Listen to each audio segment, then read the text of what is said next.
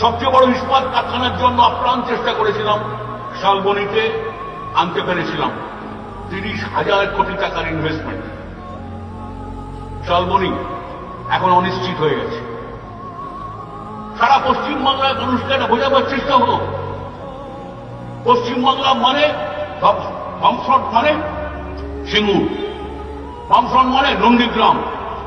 গেল গেল গেল জমি গেল, কি গেল আর কি এলো, সিঙ্গুর শ্মশান হয়ে বসে আছে। আমি বলেছিলাম 400 একর দেওয়া যায় না, এটা অন্যায় আবদার হচ্ছে। 400 একর দিয়ে কারখানা করতে পারবে না, আমার কি আপত্তি ছিল? আমি ট্রেড করে 400 নিয়েছি।